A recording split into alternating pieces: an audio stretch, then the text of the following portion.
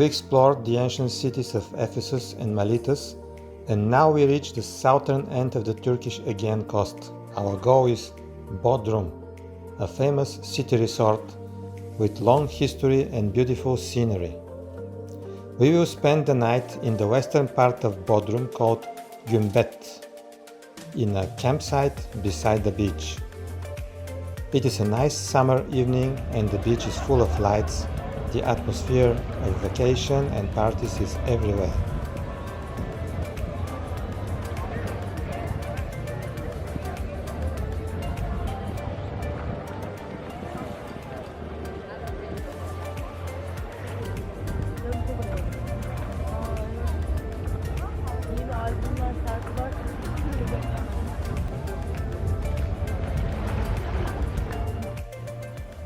This is the campsite that we spent the night. It is called Zetash and offers caravans, bungalows and places for tents. We paid 420 Turkish lira for sleeping in our own tent. This is how the beach of Gümbet looks like during the day.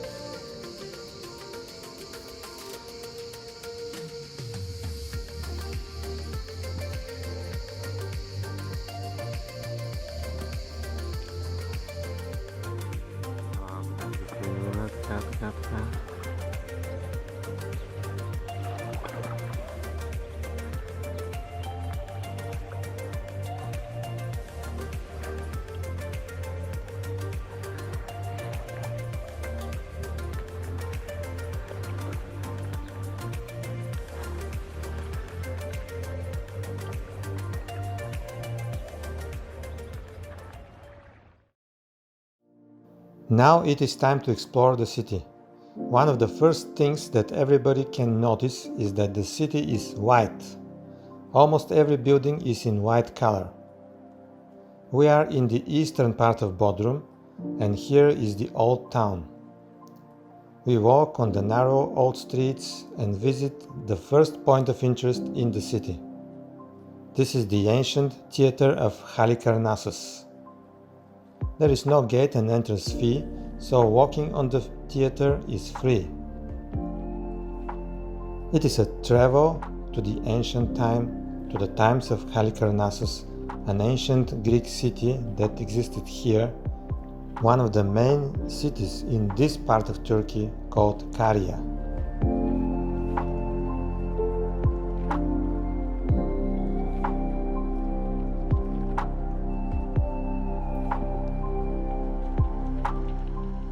From here we can enjoy one of the best panoramic views of Bodrum, the inheritor of Halikarnassus, the city in white. As you can see, there is a small peninsula that divides the coastline of Bodrum in the middle. And here we go to see another interesting point, the windmills of Bodrum. These windmills were built in the 18th century and were used until 1970. Now they are abandoned, but their location attracted the visitors of Bodrum for the great panoramic views of the city and its surroundings. Again, there is no gate and entrance fee. We just stop here and enjoy the views around us.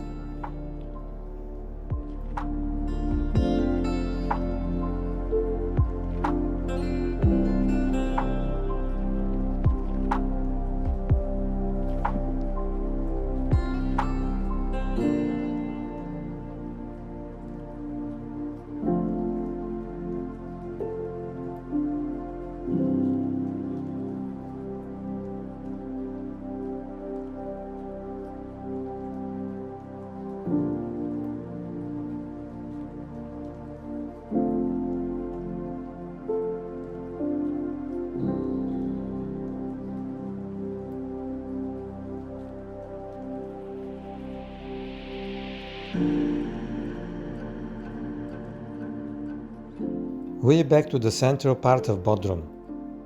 We descend from the hills on the peninsula and arrive at the seaside street along the small bay of the BODRUM marina.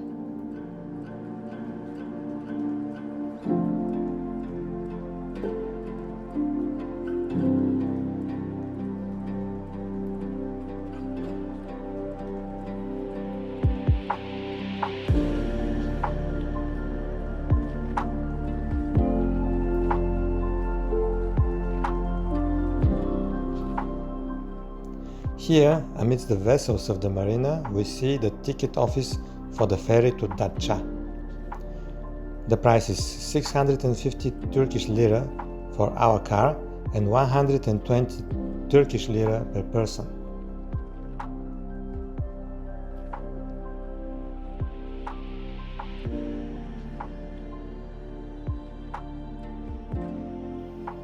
We walk at the sea coast beside the marina, full of private yachts and cruising boats.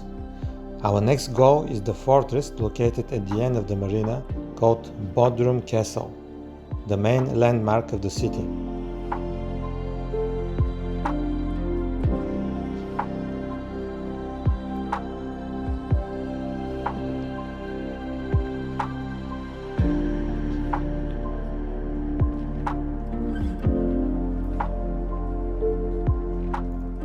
On the way to the castle, our route passes through the pedestrian market. The streets of this market are open during the other seasons, but they cover them during the hot summer. Here is a paradise for those who love shopping souvenirs. The place has its specific native atmosphere, made it to attract tourists.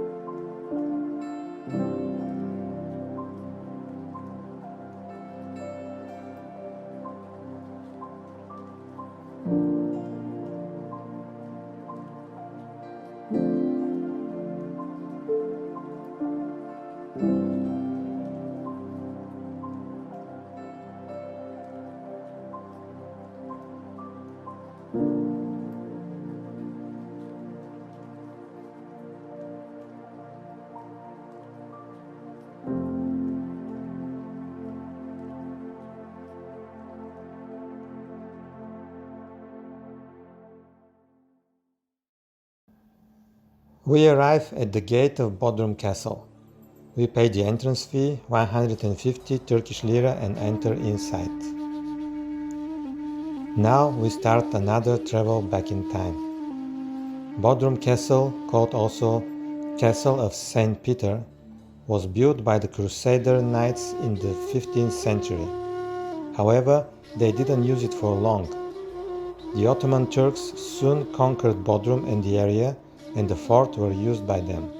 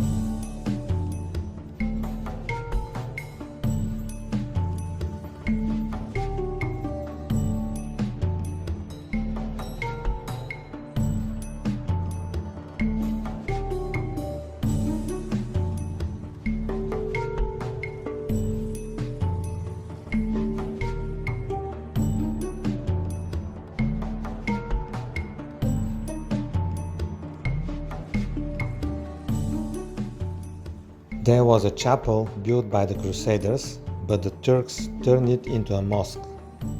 In the 20th century the castle was abandoned, but in 1960 was noticed by the local government and turned into a museum. In fact, not just one museum, but a complex of museums, presenting the history of Bodrum, especially its naval history. And the most attractive museum here is the Museum of Underwater Archaeology. We will visit it after a while. But first, to understand everything better, let's dive into the history of Bodrum. Human activity existed here for thousands of years. Gradually, the ancient city of Halikarnassus was established and it became a Dorian Greek city. Around 512 BC, the Persians conquered Halikarnassus and the whole of Caria, but allowed some autonomy to the kings of Caria. And in the 4th century BC, the sister of one of these kings, called Mausolus, built the mausoleum, a tomb for her brother and husband, one of the 7 wonders of the ancient world that we will visit later.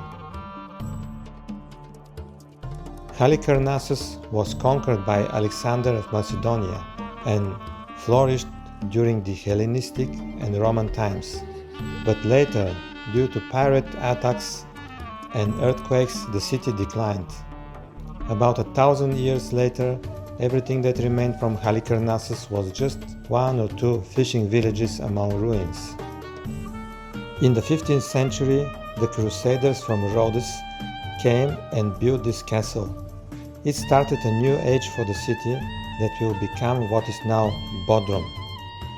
They were from 4 nations and made the castle with 4 towers representing each nation: German, Italian, Spanish and French.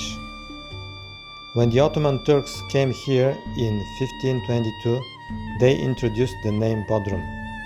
Bodrum was a peaceful town, and the local inhabitants, Turks from Crete, introduced its typical white architecture. And in the 20th century, the new golden age of Bodrum began. It became a famous resort.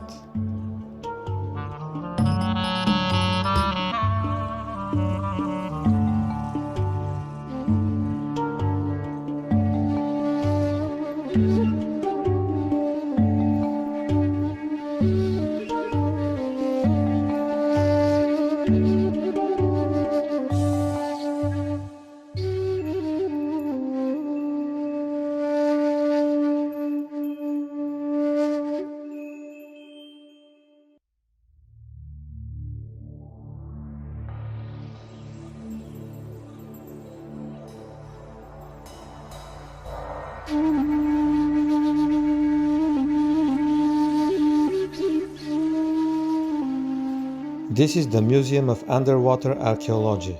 Here we can see remains of sunk ships from thousands of years ago, discovered on the bottom of the sea by diving archaeologists. Many of these remains are amphoras in ancient Hellenistic and pre-Hellenistic style, which tells us that there was an intensive trade activity in the region.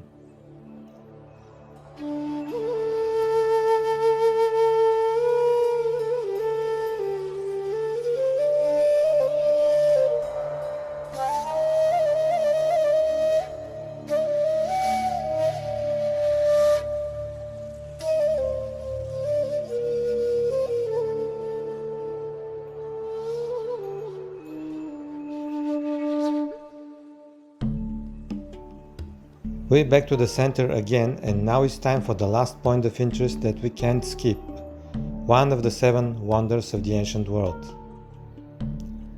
This is the remains of the mausoleum of Halikarnassus. It is something like an ancient version of the famous story of Taj Mahal in India.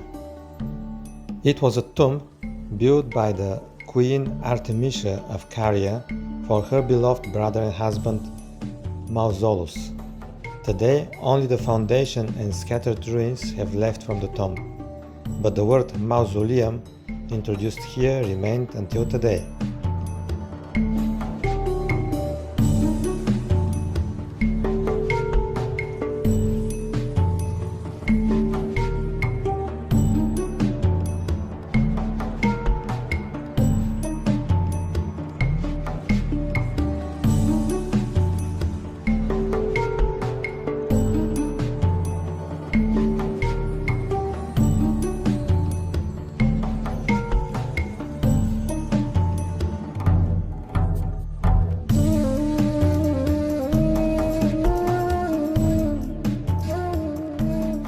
With this, we finished our walk around Bodrum.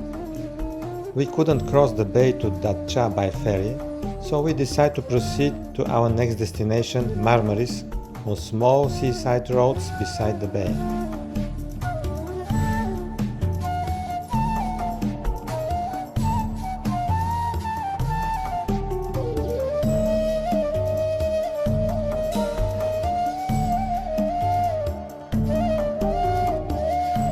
We will explore Marmaris and some of its surroundings on the next day.